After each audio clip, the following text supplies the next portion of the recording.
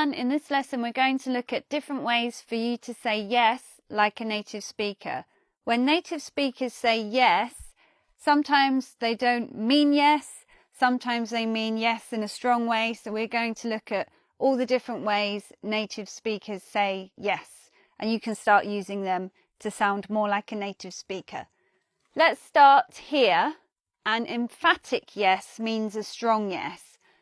And all of these examples here are a little bit posh in English, and a slightly formal feel depending on the situation.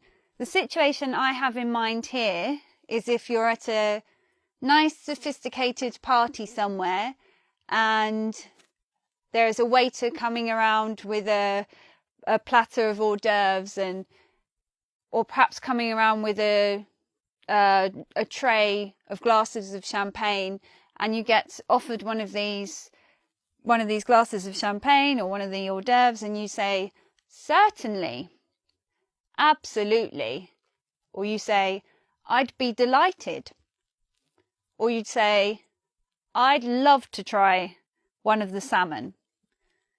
So when you're emphatic, you show that you mean yes and you're a bit enthusiastic and you're slightly formal, or the context, the situation is more elegant than saying a simple yes in our daily lives.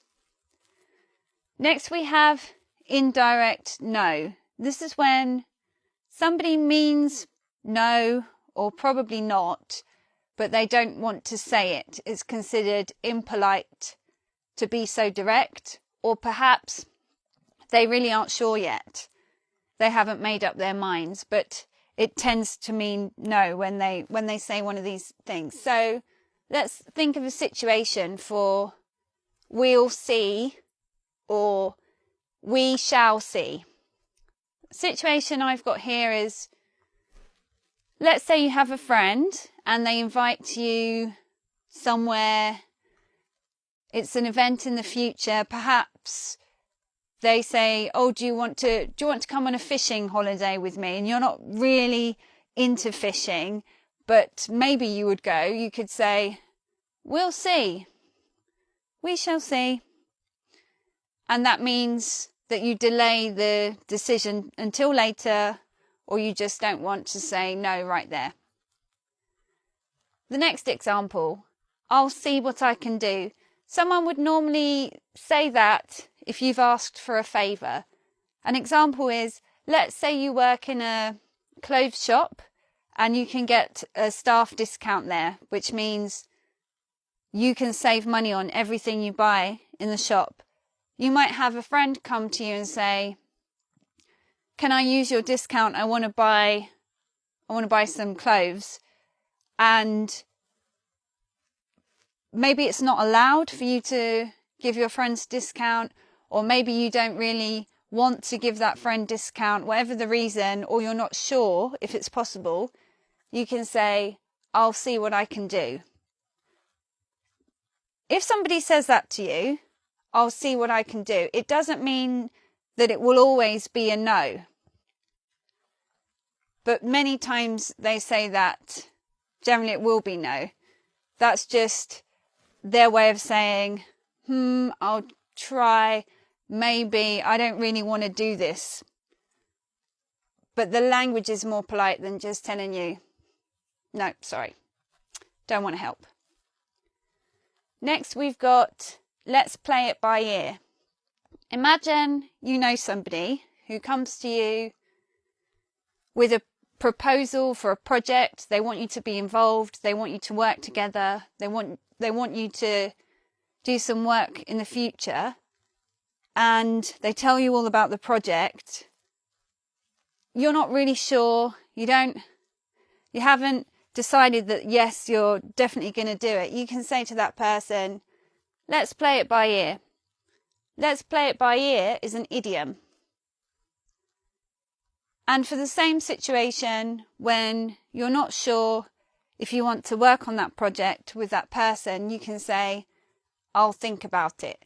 You need more time, but in most cases, the answer is going to be no eventually. So now let's look at neutral ways of saying yes. It's not a strong yes, and it's not probably a no, somewhere in the middle, but still a yes. Let's imagine that there's an empty seat next to you or space on the table and you're in a cafe and somebody comes up to you and asks, is it okay if I sit here? Can I take this chair? You can say, be my guest. You can say, go ahead. Or you could say, of course. Of course means you don't even have to ask me, in a sense. You can say, sure. In England, lots of people say sure, but it is more of an Americanism.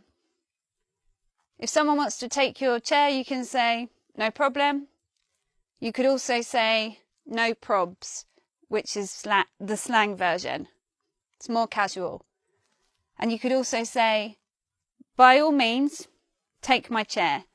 That's more formal, but they all mean the same thing. Now we're going to look at passive-aggressive ways of saying yes. When you're passive-aggressive, you're not expressing what you really feel inside. Perhaps inside you're angry or you're frustrated, but you feel because of the situation that you can't be honest and say no. Really, you would like to say no or show that you're not happy, but instead you use a passive-aggressive yes. Let's think of some examples for this. Let's imagine the situation. I'm filming at the YouTube studios in London. I'm walking to the studios from King's Cross Station. I'm approaching the doors when I'm about to go in, and a huge group of my biggest fans are waiting outside the door, and they're all shouting at me, "Hey, Teacher Jade, it's so great to see you. Can I get your autograph, please?" But it's my fans, and they're always asking me for autographs, and I don't have the time, and I'm filming all day long. Really, I don't want to give them, they don't want to stop 5 minutes and give these autographs. So I just grab the piece of paper, and they say, Jay, give me your autograph. And I just say, yes. And I quickly go inside the YouTube the YouTube studios. Later in the day, after a really intense day of filming English lessons, I come outside the studio and I see there's a huge party there. All famous YouTubers are there. It seems like the best party ever. There's free drinks, there's free food. Brilliant. Best way to end a busy day filming. So I walk up to the bar, going to grab myself a free beer to relax after a long day's filming. I order my beer and the bartender says, "Oh wait, where's your wristband?" I say, "What do you mean wristband? I've been filming here all day." Bar person says, "Sorry, drinks are only for people with VIP wristbands." Well, imagine my shock. They're not going to give me a beer. What do I say? I just say, "If you say so." And I walk away from the bar. Of course, I'm embarrassed. I'm even angry that they didn't give me a free beer. But what could I do? So I say, "If you say so," because I want to think of something to say in that moment. I don't really mean yes to that situation. I mean, no, give me a beer anyway. But it's the only thing I can think of then. But I haven't given up. The party seems so good.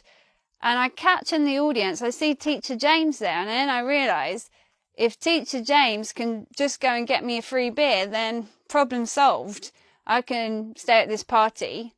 So that's what I'm going to do.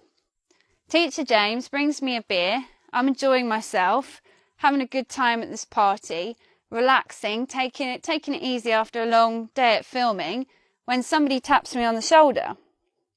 I turn around. Who is it? It's security. and they say, hey, I see you're drinking a beer. And I say, yeah, what does it look like?